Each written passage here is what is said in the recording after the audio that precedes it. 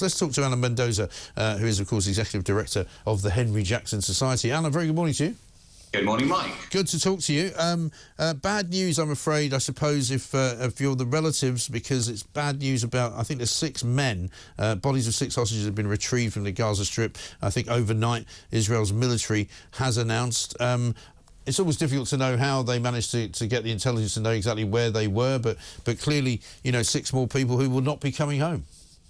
Yes, very unfortunate news. I think 5 of them were already known to be dead by the Israelis. 6th was thought to still be alive. But what this, of course, shows you is, firstly, the tremendous difficulty it is getting any information, out of people in Gaza about where the hostages or hostage bodies are being kept. It's taken months to get to this point where you're still finding bodies of hostages, and number 2, of course, it tells you that time is really running out for the hostages. You can see that as time goes on, more and more of these discoveries are found out. Nobody has a clue how many of the hostages are still alive, what condition they're in, where Hamas are keeping them. It's all an extraordinary situation in terms of this degree of human suffering that's going on in that respect, let alone others. Absolutely. And we were talking just before about David Lammy going over to Israel to no apparent avail, wasn't able to see Benjamin Netanyahu, who he's previously called to court to visit the International Criminal Court and say that he should be prosecuted.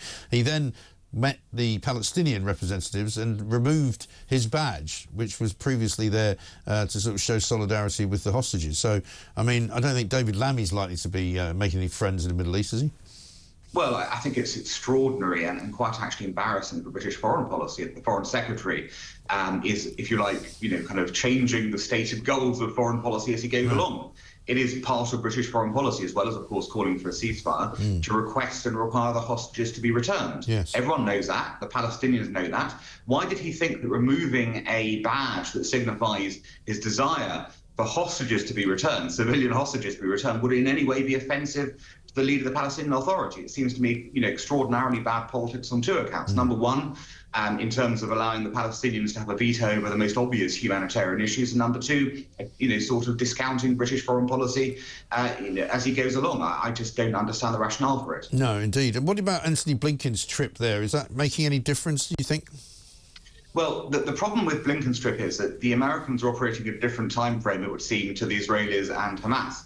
Blinken obviously wants a deal before Joe Biden finishes office. I mean, he's desperate for a deal before Joe Biden, leaves office, some kind of ceasefire. And the Americans are trying to bridge the gaps, as they're calling it, between the 2 sides. They have a ceasefire proposal, on the ground. The problem for them is that both the Israelis and Hamas, would regard, sort of signing up to something that isn't in their interest as understandably a defeat.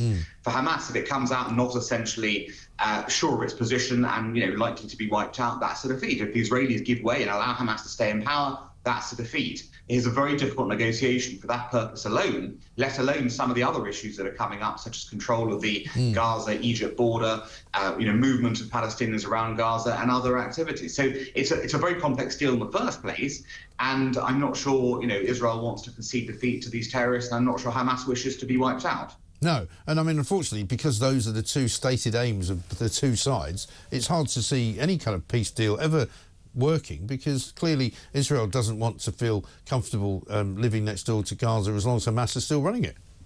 Yeah, there's no question. Nobody believes that Hamas can stay in charge of Gaza. That's a ridiculous thing. Apart from Hamas, and presumably, apart from Hamas, and presumably the Palestinian Authority, who don't seem to be making very much noise about it at all. Yeah, that's the other interesting part, isn't it? Where's the Palestinian Authority, our so-called ally, in all of this? And the Palestinian Authority knows all about Hamas. It remembers when Hamas threw Fatah members off rooftops back in 2007. So it knows full well what Hamas is about. It knows that Hamas would like to take charge of the West Bank as well. So it's playing its own game of why it can't be too aggressive towards Hamas. But the point is, if it's not on the side of the angels, i.e. getting Hamas out, then ultimately it's on the side of the villains, isn't it? Well, exactly. And they can't have it both ways. And this is the problem, that, whenever I talk to people about this, and they don't ever really seem to get it into their heads, that, most people in Palestine don't want Israel to be there at all, don't want Israel to exist.